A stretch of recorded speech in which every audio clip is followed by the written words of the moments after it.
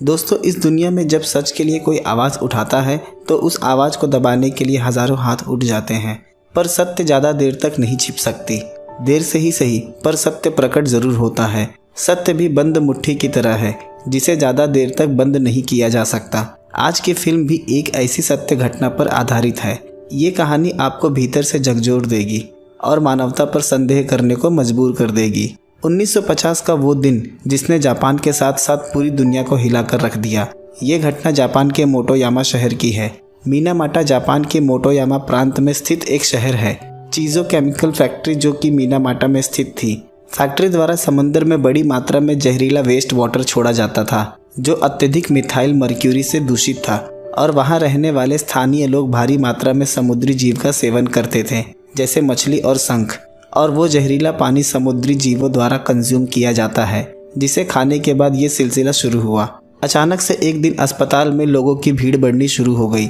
डॉक्टरों का भी समझ पाना मुश्किल था कि आखिर ये किस तरह की बीमारी है। ये एक न्यूरोलॉजिकल डिजीज़ था। इस बीमारी में बोलने और सुनने की क्षमता चली जाती थी, आंखों के आगे धुंधलापन छा जाना, किसी को पैरालिसिस और कोमा, कई लोगों की हफ्ते के भीतर मौत हो जाती थी।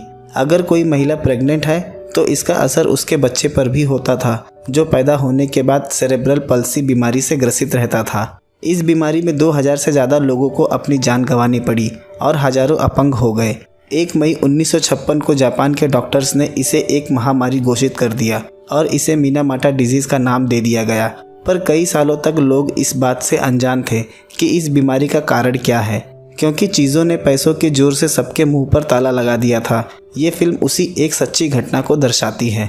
चलिए फिल्म का एक्सप्लेनेशन शुरू करते हैं। फिल्म की शुरुआत अमेरिका के न्यूयॉर्क शहर से होती है। साल है 1971। वहाँ हम फोटो लैब में एक शख्स को देखते हैं। उसका नाम यूजीन स्मिथ है। स्मिथ एक फ़ोटो जर्नलिस्ट है जो लाइफ मैगज़ीन के लिए काम करता है। स्मिथ की पूरी दुनिया में लोकप्रियता वर्ल्ड वॉर 2 के दौरान हुई। 1943 में अमेरिकन द्वारा जापान इन्वेशन के वक्त वो अमेरिका फोर्स के साथ थे और उसने जंग की सारी घटना को कवर किया, और स्मिथ ने अपनी तस्वीरों के जरिए जंग की खुल के आलोचना की। वर्ल्ड वॉर 2 ने स्मिथ के दिमाग पर इतने गहरे असर किए कि आज भी वो उस ट्रॉमा से नहीं उभर पा रहा था। उसे अब भी जंग के विजन आते हैं, इसलिए अब वो हमेशा शराब के नशे में डूबा रहता है। लाइफ मैगज़ीन का चीफ एडिटर रॉबर्ट हैज है। स्मिथ का काफ़ी वक्त पहले डाइवोर्स हो चुका है और अब वो अलग ही रहता है। शाम वो अपने घर पर लेटा होता है, तभी दरवाजे पर एक दस्तक होती है। दरवाजे पर एक जापानीज महिला एक शख्स के साथ थी। वो अपना नाम एलिन बताती है। वो कहती है, हम फूजी फिल्म से हैं और आपके साथ एक ऐड शूट करना चाहते हैं। वहाँ वो उसकी फ़ोटोग्राफी की तारीफ़ करती है। ये सुन स्मिथ काफ़ी खुश होता है। वो स्मिथ से कहती है उसे ऐड में बस 2 लाइन कहनी है कि फूजी कलर फिल्म मार्केट में सबसे अच्छी फिल्म है। स्मिथ जवाब देता है कि उसने आज तक कभी कलर फ़ोटोशूट नहीं की और ये बात उसके फैंस अच्छी तरह से जानते हैं, तो वो कुछ पैसों के लिए इतनी गलत और झूठी बात कैसे कह सकता है, और वो ऐड फिल्म शूट करने से मना कर देता है। ये देख एलिन काफ़ी शॉक हो जाती है। एलिन शाम उसे एक क्लब में मिलने के लिए बुलाती है और स्मिथ भी उसे मना नहीं कर पाता। हम देखते हैं रात दोनों उसी क्लब में बैठे हैं। वो स्मिथ को फोटोग्राफी लेसन देने के लिए कहती है। स्मिथ बताता है वो पूरी तरह से कंगाल हो चुका है, यहाँ तक कि उसने अपने फोटोग्राफी के सारे इक्विपमेंट भी बेच दिए और काम से जो थोड़े पैसे आते हैं वो अपने बच्चों को भेज देता है और बाकी बचे पैसों से अपना रेंट भरता है। वो बस एलिन को इतना बता रहा था कि अब वो किसी के काम का नहीं है। वहाँ से वो दोनों स्मिथ के घर आ जाते हैं। यहाँ पता चलता है एलिन किसी एड कंपनी से नहीं है, उसने झूठ कहा था। वो बस स्मिथ का इम्तिहान ले रही थी कि वो अपने काम को लेकर कितना ईमानदार है, और यहाँ आने का उसका मकसद कुछ और था। वो बताती है कि जापान में चीज़ो कॉरपोरेशन नामक एक केमिकल कंपनी है जो कई सालों से समुद्र में अपना जहरीला कचरा फेंक रहे हैं। इस वजह से वहाँ रहने वाले आसपास के निवासी बीमार पड़ रहे हैं। कई लोगों की मौत हो रही है। लोगों को मदद की ज़रूरत है।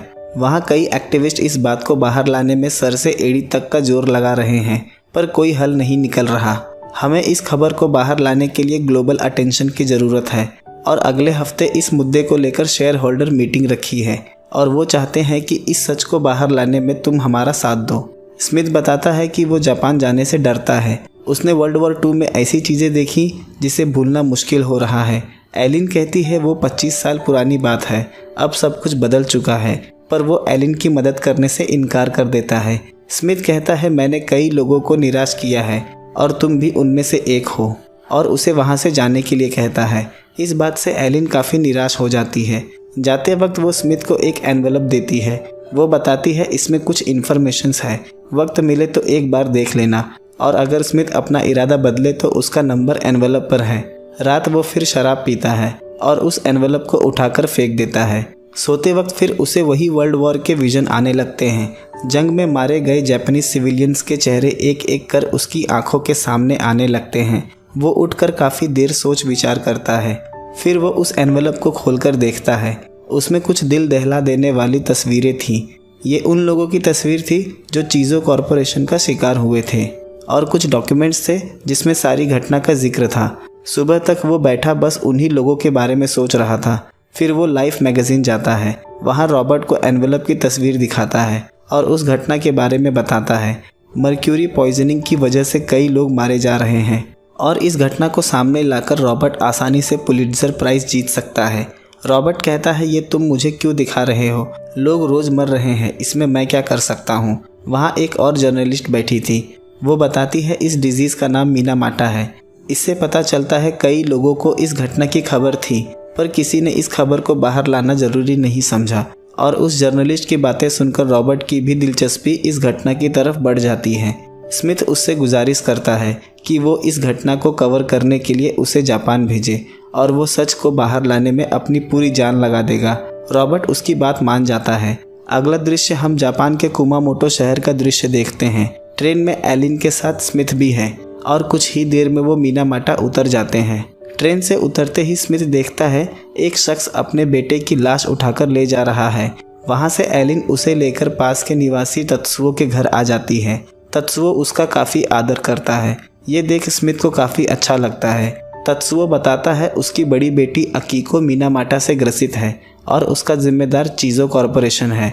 डॉक्टरों द्वारा उसे बताया गया है कि उसकी बेटी को सेरेब्रल पल्सी नामक बीमारी है, पर सच वो जानता है, क्योंकि चीज़ों ने पैसे देकर सबका मुंह बंद कर दिया है। चाहे वो डॉक्टर हो या मंत्री या पुलिस, सब सच को छिपाने में लगे हैं। वो अपनी बेटी अकीको की बात करते हुए काफ़ी भावुक हो जाता है। उसे इस तरह देख स्मिथ भी काफ़ी दुखी हो जाता है, और वो तत्सुओ की खातिरदारी के लिए उसे धन्यवाद देता है। रात वो बस तत्सुओ की कही बातों के बारे में सोच रहा था, क्योंकि उसकी बातों में एक दर्द था। सुबह वो आसपास के इलाकों में टहलकर स्थानीय लोगों की तस्वीर लेने लगता है। वहाँ जब वो कुछ लोगों की तस्वीर ले रहा था तो वो अपना चेहरा छिपा रहे थे। स्मिथ को ये थोड़ा अजीब लगता है। उसके बाद वो कियोशी से मिलता है। कियोशी एक एक्टिविस्ट है। वो बताता है कई लोग चीज़ों से लड़ते लड़ते हार मान चुके हैं, और अब वो इस मुद्दे में खुद को नहीं घसीटना चाहते। इसलिए स्मिथ जब उनकी तस्वीर ले रहा था तो वो अपना चेहरा छिपा रहे थे। कियोशी बताता है उनका एक डायरेक्ट नेगोशिएशन ग्रुप भी है, और कियोशी ही इस नेगोशिएशन ग्रुप को लीड करता है। चीज़ों ने पुराने मिनामाटा ग्रसित मरीजों को कंपनसेशन दिया था, पर नए मरीजों को भुगतान करने से वो मना कर रहा है। कियोशी लोगों को उनका हक दिलाने के लिए कई सालों से लड़ रहा है। कियोशी भी मिनामाटा से ग्रसित है। जैसा हम जानते हैं, मिनामाटा एक न्यूरोलॉजिकल डिजीज़ है, जिस वजह से उसका हाथ स्थिर नहीं रहता। कियोशी के पास कैमरा है जिससे वो सभी घटना को शूट करता है। अगला दृश्य हम चीज़ों मैन्युफैक्चरिंग प्लांट का देखते हैं। उसके बाहर कई स्थानीय लोग आंदोलन कर रहे थे। वहाँ एक और शख्स था, मित्सुओ, जो कि एक एक्टिविस्ट है और जो इस घटना को लीड कर रहा था। वहाँ एलिन के साथ स्मिथ भी आ जाता है। मित्सुओ की बस एक ही मांग थी कि सरकार उनके समर्थन में आ जाए और जल्द से जल्द चीज़ों कॉरपोरेशन पर ताला लगा सके। मित्सुओ का गुस्सा जायज़ था, क्योंकि उसने कई लोगों को इतनी बुरी अवस्था में देखा है। ना वो पूरे जीवित थे ना मरे हुए, जिसमें बच्चे भी शामिल थे। उसका जिम्मेदार सिर्फ चीज़ों कॉरपोरेशन है। स्मिथ ये सब देख रहा था और उसे सारी बात समझ आ रही थी। ये कोई छोटा खेल नहीं है। इसके लिए एक बड़ी मुहिम चलानी होगी ताकि दुनिया को इसका पता चले और यहाँ के लोगों को इंसाफ मिल सके। वहीं चीज़ों कॉरपोरेशन के सीईओ जुनिची को स्मिथ की तस्वीर लाकर दिखाई जाती है और अंदाज़ा लगाया जाता है कि वो उसकी कंपनी के लिए मुसीबत खड़ी कर सकता है। वहाँ से स्मिथ पास के एक प्लेग्राउंड में जाता है। वहाँ एक लड़का बैठा हुआ था। वो मिनामाटा बीमारी से ग्रसित है और उसे पैरालिसिस है। वो उसे फ़ोटोग्राफी सिखाता है और फ़ोटो क्लिक करने के लिए अपना कैमरा दे देता है। स्मिथ वहीं सो जाता है। यहाँ एलिन उस पर चिल्लाती है कि वो कितना लापरवाह फोटोग्राफर है जिसने अपना कैमरा एक लड़के को दे दिया। कियोशी अपने साथ उसे एक रूम में लेकर आता है। वहाँ उसने स्मिथ के लिए एक डार्क रूम तैयार किया था जो बिल्कुल स्मिथ के लैब को नज़र में रखते हुए बनाया गया था, जहाँ स्मिथ अपने फोटोग्राफी से जुड़े काम कर सके। उस रूम को देख उसकी यादें ताज़ा हो जाती हैं और इस चीज़ के लिए वो कियोशी को धन्यवाद देता है। दूसरे दिन न्यूयॉर्क से रॉबर्ट का फ़ोन आता है।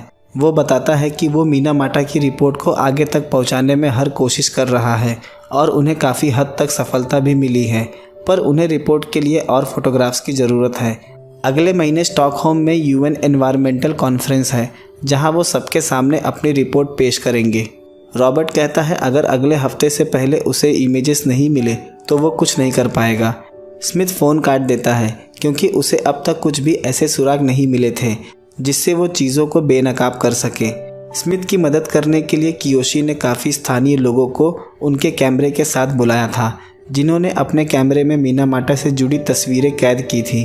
तभी वहाँ वो लड़का भी आ जाता है जिसने स्मिथ का कैमरा लिया था। वो उस बच्चे को सिखाता है कि तस्वीर कैसे निकाली जाती है।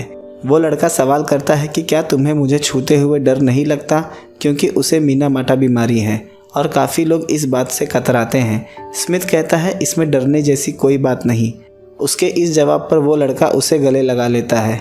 दूसरे दिन कियोशी के साथ दोनों चीज़ो फैक्ट्री हॉस्पिटल आ जाते हैं जहां मिनामाटा से ग्रसित लोगों का इलाज चल रहा था।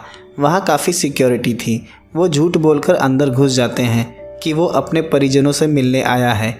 उन्होंने बैग के नीचे कैमरा छिपाया था क्योंकि उन्हें भीतर की तस्वीर लेनी थी। चीज़ों अपनी प्राइवेसी को लेकर काफ़ी सतर्क था। वो नहीं चाहता था कि उसकी एक गलती से उसकी कंपनी एक्सपोज हो जाए। भीतर तीनों डॉक्टर का कॉस्ट्यूम पहन लेते हैं ताकि कोई उन्हें पहचान ना पाए। वहाँ वो सभी मरीजों की तस्वीर लेते हैं जो मिनामाटा से पीड़ित हैं। हर किसी का शरीर अकड़ चुका था। वहाँ कई लोग अपना चेहरा नहीं दिखाना चाहते थे, पर वो अपने शरीर की तस्वीर देने को राजी थे। वहाँ एक बूढ़ी मरीज से वो काफ़ी देर बात भी करते हैं। कॉरिडोर में उन्हें एक गार्ड कैमरा के साथ देख लेता है। तभी उन्हें कियोशी अपने साथ चलने के लिए कहता है क्योंकि उसे लैब मिल गया था जहाँ कई वक्त पहले चीज़ों द्वारा मिनामाटा पर रिसर्च की जा रही थी। वो बताता है डॉक्टर यामास्ता चीज़ों रिसर्च का चीफ डॉक्टर था जब उन्हें मिनामाटा से ग्रसित पहला मरीज़ मिला था, और उन्होंने पता लगाने के लिए काफ़ी टेस्टिंग की और उन्होंने इससे लेकर काफ़ी इन्फॉर्मेशन इकट्ठा की थी जिसे चीज़ों आज तक छिपा रहा है। लैब में जाकर स्मिथ सभी चीज़ों की तस्वीर लेता है। ये वही जगह थी जहां मिनामाटा विक्टिम्स पर टेस्टिंग की गई थी, यहाँ तक कि ये टेस्ट जानवरों पर भी किए गए थे।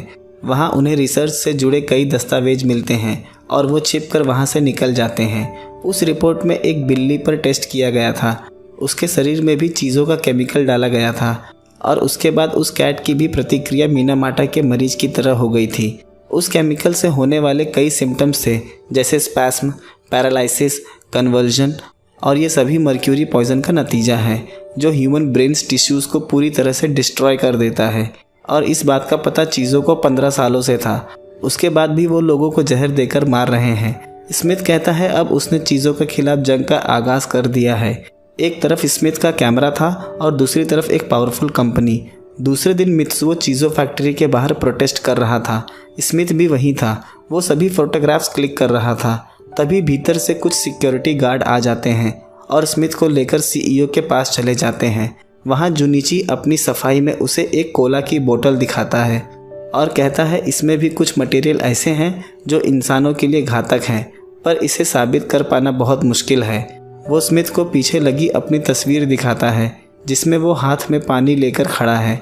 वो बताता है उसने काफ़ी पैसे खर्च करके एक साइक्लेटर बनाया है जो पानी को साफ रखता है, यहाँ की वो भी उस पानी को पी चुका है। उसकी बातें सुन स्मिथ को हंसी आ जाती है। वो चाहता था कि जुनिची सीधा मुद्दे की बात पर आए। वो स्मिथ को फैक्ट्री के भीतर ले जाता है जहाँ केमिकल बनाए जाते थे।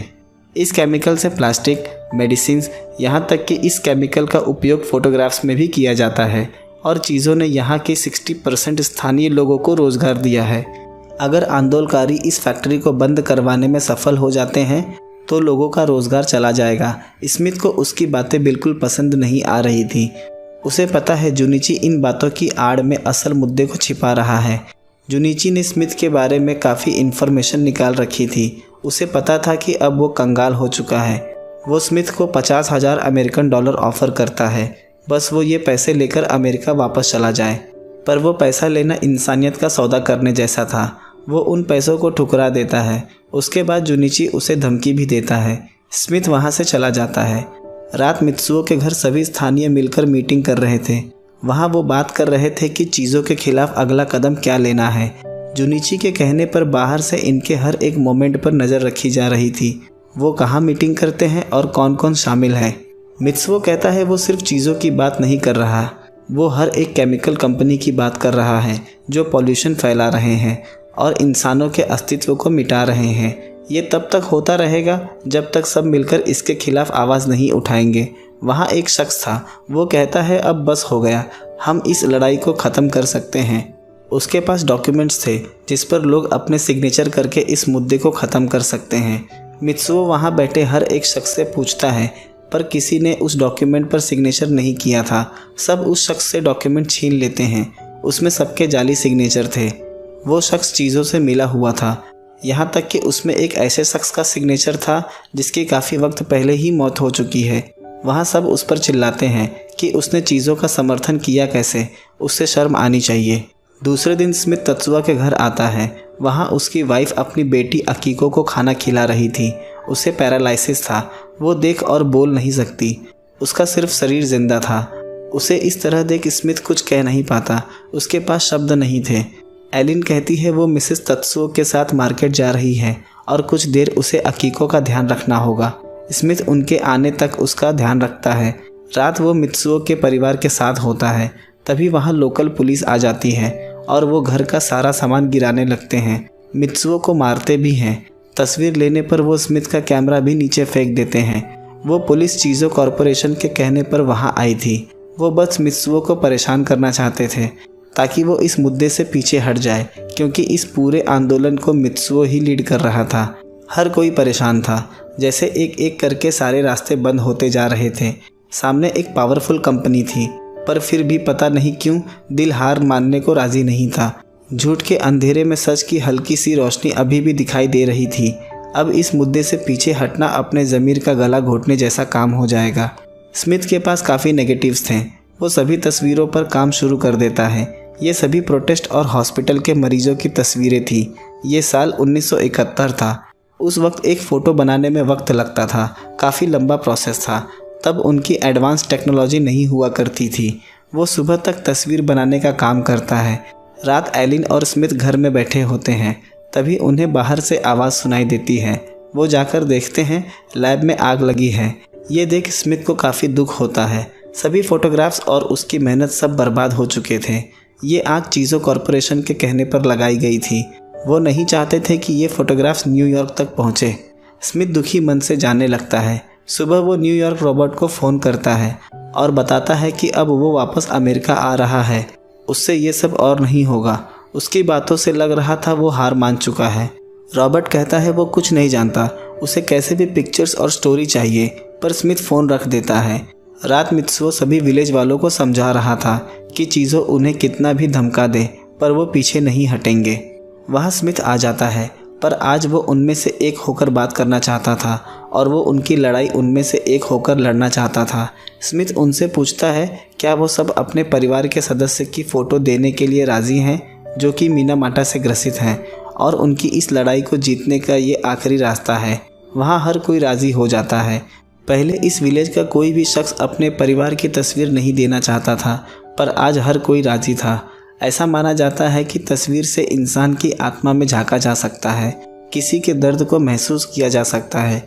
स्मिथ भी इन्हीं तस्वीरों के जरिए दुनिया को इस दर्द से रूबरू करवाना चाहता था। वो कई तस्वीरें लेता है जिसमें मिनामाटा के लोगों का दर्द साफ झलक रहा था। दिन आता है 7 मार्च 1971। जगह है चीज़ो फैक्ट्री। आज शेयर होल्डर्स मीटिंग का दिन था।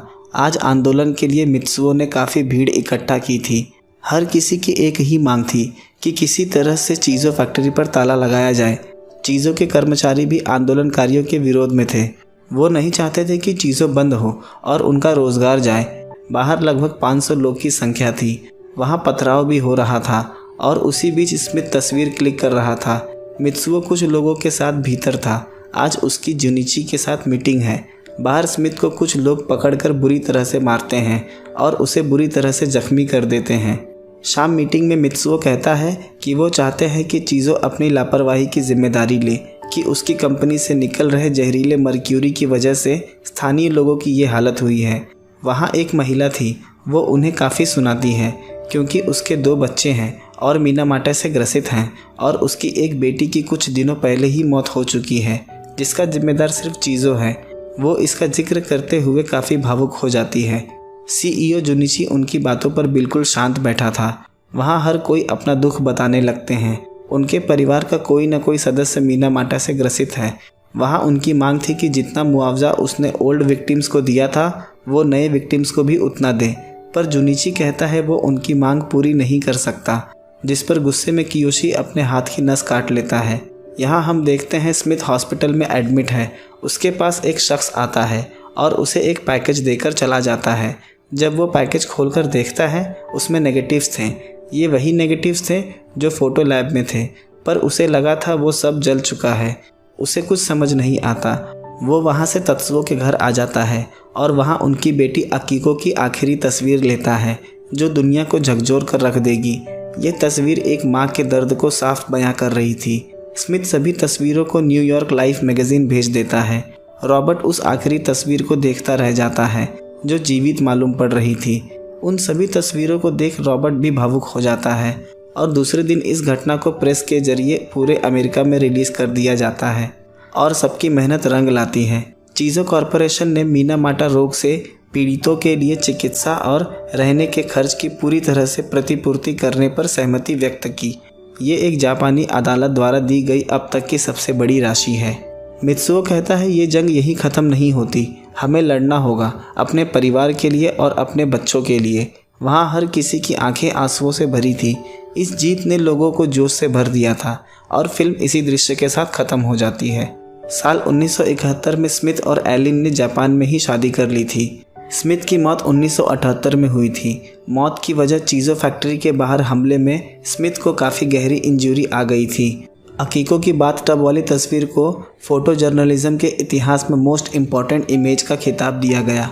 एलिन मीनामाटा कम्युनिटी के साथ जुड़ गई और वो आज तक एनवायरमेंटल पॉल्यूशन के खिलाफ लड़ाई लड़ रही है।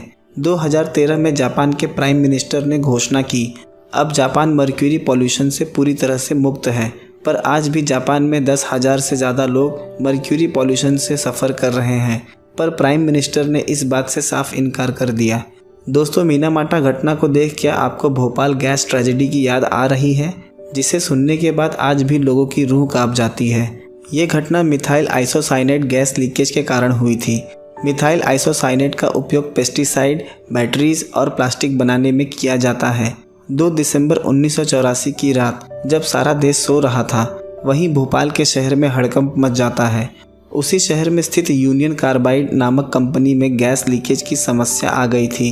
इस गैस लीकेज ने हजारों लोगों की जान ले ली। जो बच गए वो एक घातक कैंसर तथा अन्य बीमारियों का शिकार हो गए।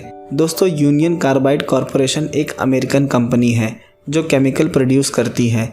इंडिया लिमिटेड लगाने से कंपनी भारतीय नहीं हो जाती, जैसे कि हिंदुस्तान यूनिलीवर जो कि एक ब्रिटिश कंपनी है। बस उसने अपने नाम के आगे हिंदुस्तान लगा लिया है। यूनिलीवर कंपनी जिस देश में जाती है उस देश का नाम अपने आगे जोड़ देती है, जिससे लोगों का भरोसा उस प्रोडक्ट में बढ़ जाता है और लोग बिना झिझक के उस प्रोडक्ट का इस्तेमाल करने लगते हैं। पर भोपाल ट्रेजेडी में क्या लोगों को इंसाफ मिला? तो मेरा कहना है नहीं। फरवरी 1989 में भारत के सर्वोच्च न्यायालय ने यूनियन कार्बाइड को त्रासदी से उत्पन्न सभी दावों को निपटाने के लिए $470 मिलियन का भुगतान करने का निर्देश दिया। यूनियन कार्बाइड ने इस फैसले से सहमति जताई और कंपनी ने 24 फरवरी को निपटान का भुगतान किया। साल 2008 में मध्य प्रदेश सरकार ने भोपाल गैस ट्रेजेडी में मारे गए 3,787 विक्टिम के परिवार को कॉम्पनसेशन दिया। दोस्तों, पर इस घटना का जिम्मेदार कौन था? सरकार या वो केमिकल बनाने वाली कंपनी? हर किसी ने इस घटना से अपना पल्ला झाड़ लिया। भीड़ में जब कोई बात होती है तो कोई जिम्मेदार नहीं होता। हर कोई एक दूसरे की गलती ठहराने में लग जाता है। मुझे दुख है कि इस एक लापरवाही ने कई मासूमों की जान ले ली। इस घटना को बीते हुए 35 साल हो चुके हैं, पर इसका असर आज भी बरकरार है। दोस्तों अगर वीडियो पसंद आई हो तो लाइक, शेयर और कमेंट ज़रूर कर दें और चैनल को सब्सक्राइब करना ना भूलें। मिलते हैं अगले वीडियो में एक नए एक्सप्लेनेशन के साथ।